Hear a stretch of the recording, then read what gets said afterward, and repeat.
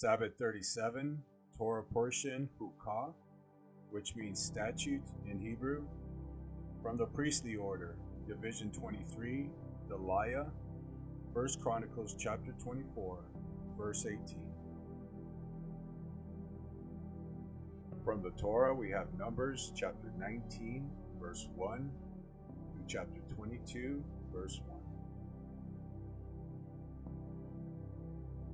Then Yahweh spoke to Moses and Aaron, saying, This is the statute of the law which Yahweh has commanded, saying, Speak to the sons of Israel that they take to you a red heifer without blemish, in which is no defect, and on which a yoke has never been placed. And you shall give it to Eleazar the priest, and it shall be brought outside the camp and be slaughtered in his presence. Next, Eleazar the priest shall take some of its blood with his finger and sprinkle some of its blood toward the front of the tent of meeting 7 times. Then the heifer shall be burned in his sight, its hide and its flesh and its blood, with its refuse, shall be burned. And the priest shall take cedar wood and hyssop and scarlet material and cast it into the midst of the burning heifer. The priest shall then wash his clothes and bathe his body in water and afterward come into the camp, but the priest shall be unclean until evening. The one who burns it shall also wash his clothes in water and bathe his body in water and shall be unclean until evening. Now a man who is clean shall gather up the ashes of the heifer and deposit them outside the camp in a clean place, and the congregation of the sons of Israel shall keep it as water to remove impurity. It is purification from sin. And the one who gathers the ashes of the heifer shall wash his clothes and be unclean until evening, and it shall be a perpetual statute to the sons of Israel and to the sojourner who sojourns among them. The one who touches the corpse of any person shall be unclean for 7 days. That one shall purify himself from uncleanness with the water on the 3rd day and on the 7th day, and then he will be clean. But if he does not purify himself on the 3rd day and on the 7th day, he will not be clean. Anyone who touches a corpse, the body of a man who has died, and does not purify himself, makes the tabernacle of Yahweh unclean, and that person shall be cut off from Israel. Because the water for impurity was not splashed on him, he shall be unclean, his uncleanness is still on him. This is the law when a man dies in a tent. Everyone who comes into the tent and everyone who is in the tent shall be unclean for 7 days. And every open vessel, which has no covering tied down on it, shall be unclean.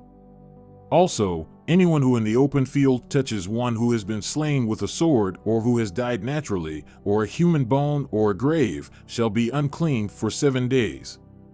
Then for the unclean person they shall take some of the ashes of the burnt purification from sin, and flowing water shall be added to them in a vessel. And a clean person shall take hyssop and dip it in the water and sprinkle it on the tent and on all the furnishings and on the persons who were there and on the one who touched the bone or the one slain or the one dying naturally or the grave. Then the clean person shall sprinkle on the unclean on the 3rd day and on the 7th day, and on the 7th day he shall purify him from uncleanness, and he shall wash his clothes and bathe himself in water and shall be clean by evening. But the man who is unclean and does not purify himself from uncleanness, that person shall be cut off from the midst of the assembly, because he has made the sanctuary of Yahweh unclean. The water for impurity has not been splashed on him, he is unclean. So it shall be a perpetual statute for them. And he who sprinkles the water for impurity shall wash his clothes, and he who touches the water for impurity shall be unclean until evening. Furthermore, anything that the unclean person touches shall be unclean, and the person who touches it shall be unclean until evening. Then the sons of Israel, the whole congregation, came to the wilderness of Zin in the 1st month, and the people stayed at Kadesh. And Miriam died there and was buried there. Now there was no water for the congregation, and they assembled themselves against Moses and Aaron. The people thus contended with Moses and spoke, saying, If only we had breathed our last when our brothers breathed their last before Yahweh. Why then have you brought the assembly of Yahweh into this wilderness, for us and our beasts to die here? And why have you made us come up from Egypt, to bring us into this evil place? It is not a place of grain or figs or vines or pomegranates, nor is there water to drink. Then Moses and Aaron came in from the presence of the assembly to the doorway of the tent of meeting and fell on their faces. Then the glory of Yahweh appeared to them, and Yahweh spoke to Moses, saying, Take the rod, and you and your brother Aaron assemble the congregation and speak to the rock before their eyes, that it may yield its water. You shall thus bring forth water for them out of the rock, and let the congregation and their beasts drink. So Moses took the rod from before Yahweh, just as he had commanded him, and Moses and Aaron gathered the assembly before the rock.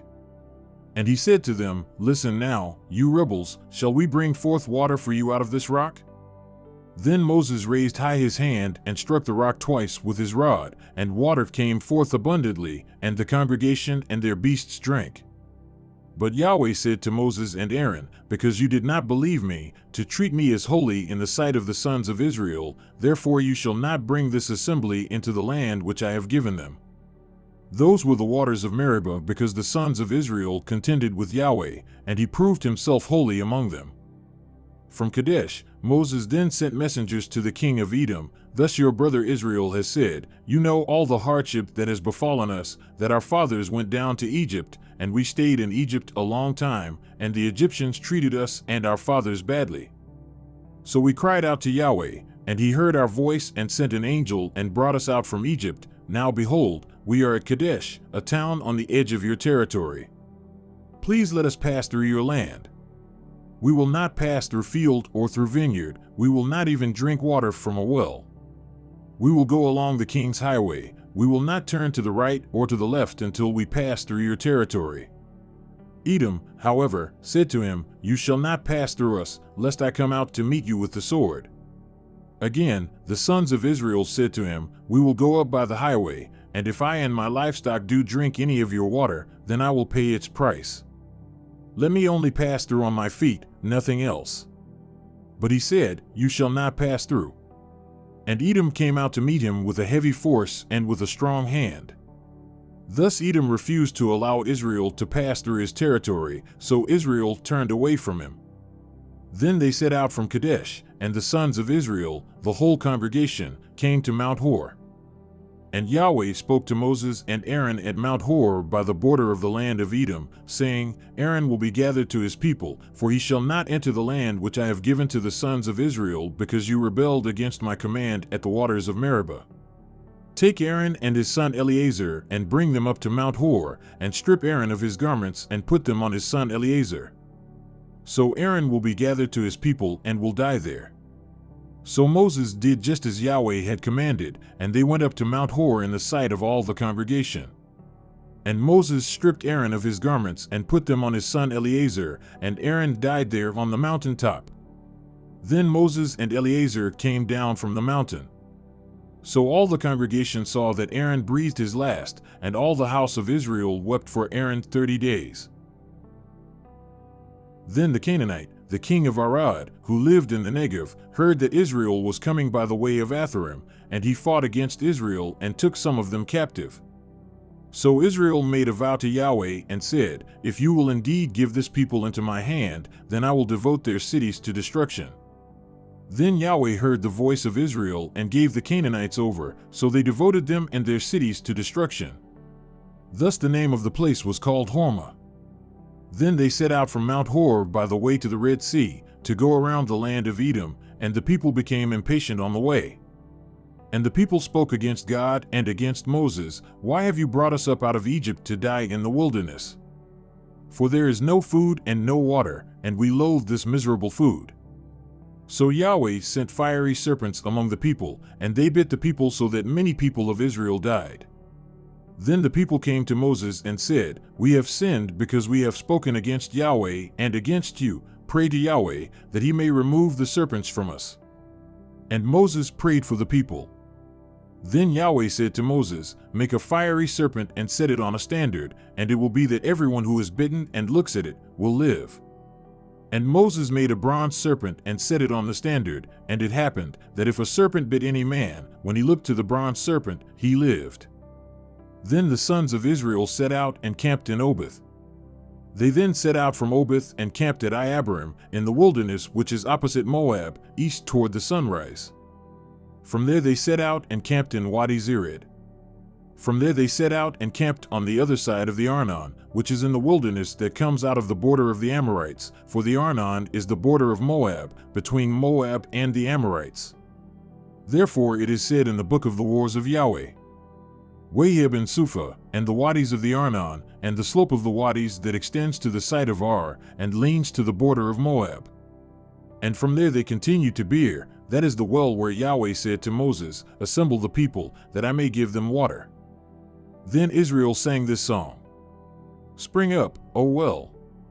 Sing to it.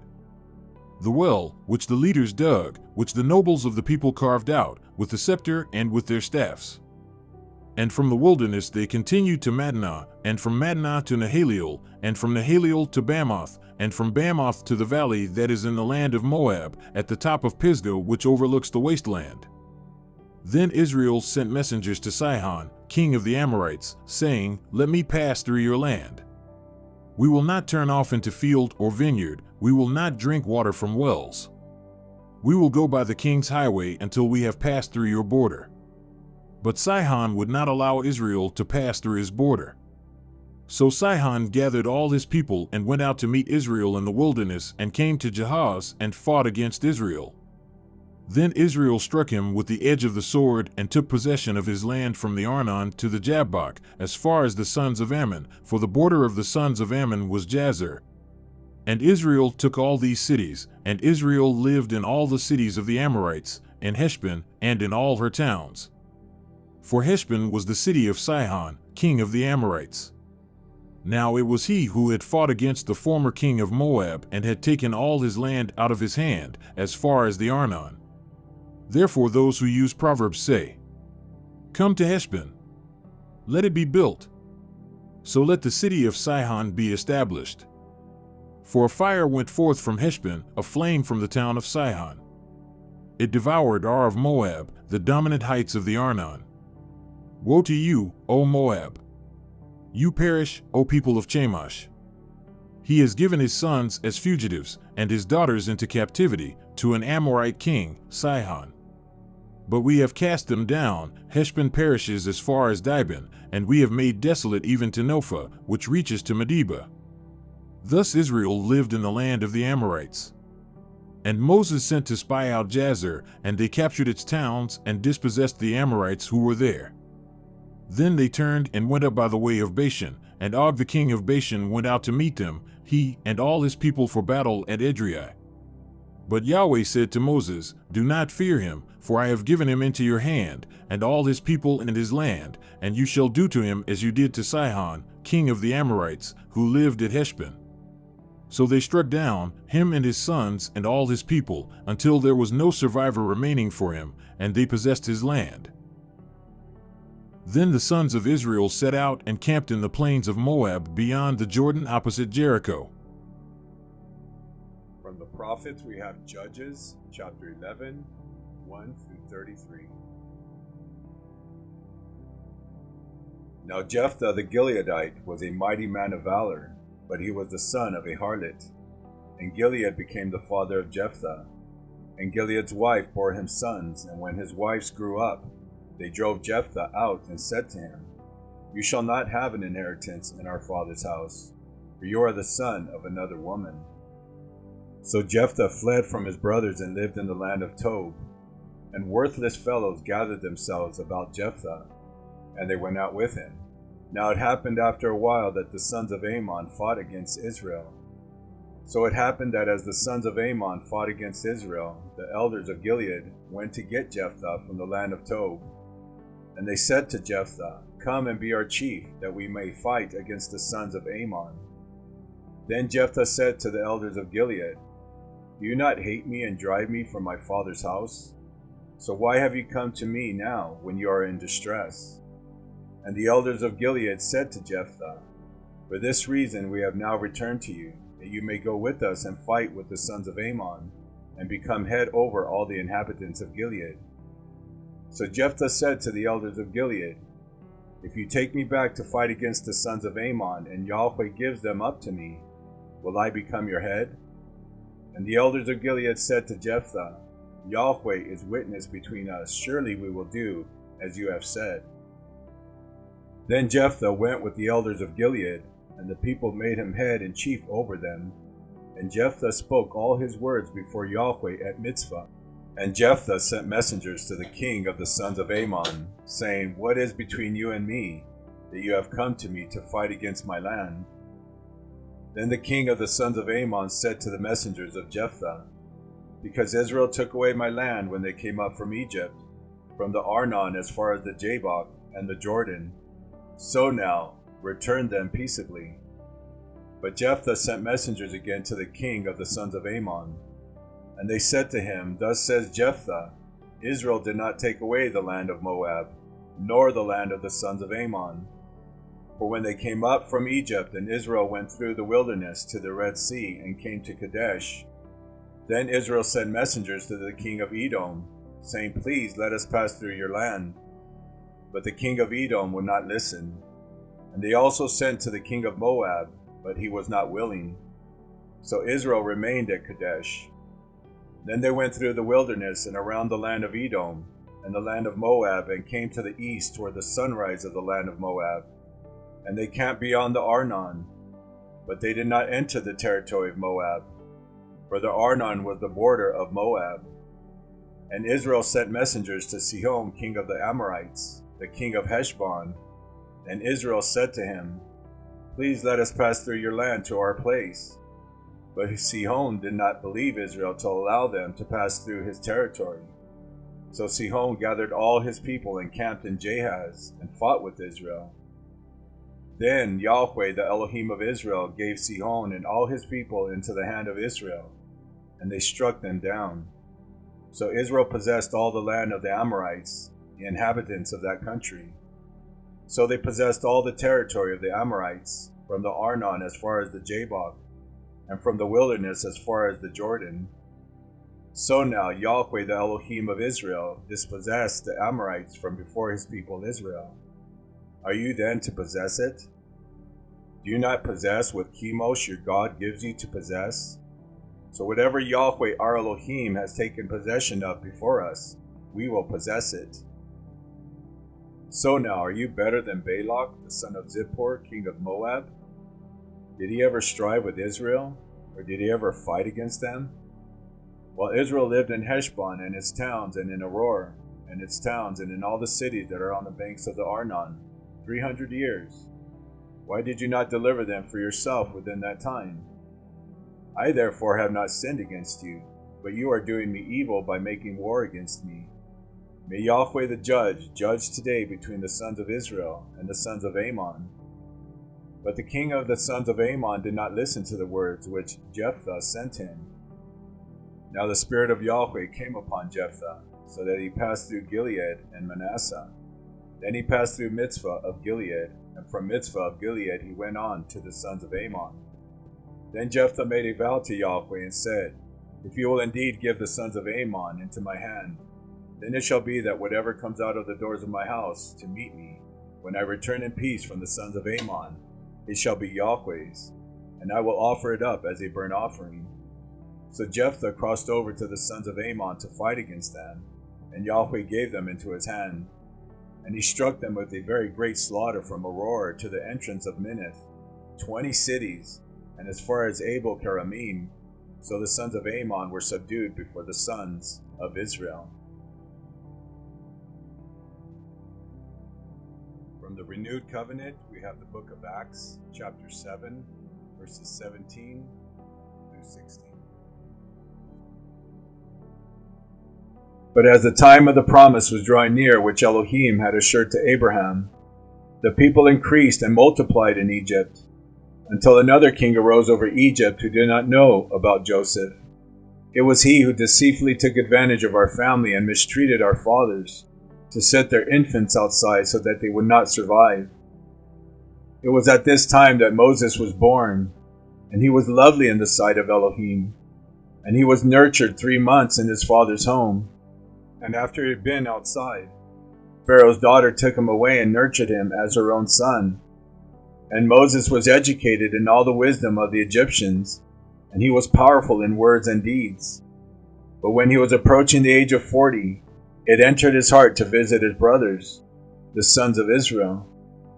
And when he saw one of them being treated unjustly, he defended him and took justice for the oppressed by striking down the Egyptian. And he supposed that his brothers understood that Elohim was granting them salvation through him, but they did not understand. On the following day he appeared to them as they were fighting together, and he tried to reconcile them in peace, saying, "Men, you are brothers. Why are you treating one another unjustly?" But the one who was treating his neighbor unjustly pushed him away and saying, "Who made you ruler and judge over us? Do you intend to kill me as you killed the Egyptian yesterday?" At this remark Moses fled and became a sojourner in the land of Midian, where he was the father of 2 sons. And after 40 years had passed, an angel of Yahweh appeared to him in the wilderness of Mount Sinai, in the flame of a burning bush. When Moses saw it, he was marveling at the sight. And as he approached to look more closely, there came the voice of Yahweh, "I am the Elohim of your fathers, the Elohim of Abraham and Isaac and Jacob." Moses trembled with fear and would not dare to look. But Yahweh said to him, "Remove the sandals from your feet, for the place on which you are standing is holy ground. I have surely seen the oppression of my people in Egypt, and have heard their groans, and I have come down to deliver them. Come now, and I will send you to Egypt." This Moses whom they disowned, saying, "Who made you a ruler and a judge?" is the one whom Elohim sent to be both a ruler and a deliverer, with the help of the angel who appeared to him in the bush. This man led them out, doing wonders and signs in the land of Egypt, and in the Red Sea, and in the wilderness for 40 years. This is the Moses who said to the sons of Israel, "Yahweh your Elohim will raise up for you a prophet like me from your brothers." This is the one who in the congregation in the wilderness was with the angel who was speaking to him on Mount Sinai and with our fathers, the one who received living oracles to pass on to you. Our fathers were unwilling to be obedient to him, but rejected him, and in their hearts turned back to Egypt, saying to Aaron, "Make for us gods who will go before us. For this Moses who led us out of the land of Egypt, we do not know what has become of him." At that time they made a calf and brought a sacrifice to the idol, and were rejoicing in the works of their hands. But Elohim turned away and delivered them up to serve the host of heaven, as it is written in the book of the prophets, "Did you present me with slain beasts and sacrifices for 40 years in the wilderness, O house of Israel? You also took along the tabernacle of Molech and the star of the god Rephan, the images which you made to worship. I also will remove you beyond Babylon." Our fathers had the tabernacle of testimony in the wilderness, just as he who spoke to Moses directed him to make it according to the pattern which he had seen. And having received it in their turn, our fathers brought it in with Joshua, when they dispossessed the nations whom Elohim drove out before our fathers until the time of David. David found favor in the sight of Elohim, and asked that he might find a dwelling place for the Elohim of Jacob. But Solomon built a house for him. However, the Most High does not dwell in houses made by human hands. As the prophet says, "Heaven is my throne, and earth is the footstool of my feet. What kind of house will you build for me, says the Lord? Or what place is there for my rest? Was it not my hand which made all these things? You men, stiff-necked and uncircumcised in heart and ears, are always resisting the Holy Spirit. As your fathers did, so do you. And which one of the prophets did your fathers not persecute? They killed those who had previously announced the coming of the righteous one, whose betrayers and murderers you have now become. You who received the Torah as ordained by angels, and yet did not observe it." Now when they heard this, they became furious in their hearts, and they began gnashing their teeth at him. But being full of the Holy Spirit, he gazed intently into heaven and saw the glory of Yahweh, and Yeshua standing at the right hand of Elohim. And he said, "Behold, I see the heavens opened up, and the Son of Man standing at the right hand of Elohim." But crying out with a loud voice, they covered their ears and rushed at him with one accord. And when they had driven him out of the city, they began stoning him. And the witnesses laid aside their garments at the feet of a young man named Saul. They went on stoning Stephen as he was calling out and saying, Adonai, Yeshua, receive my spirit. Then falling on his knees, he cried out with a loud voice, Lord, do not hold this sin against them. And having said this, he fell asleep.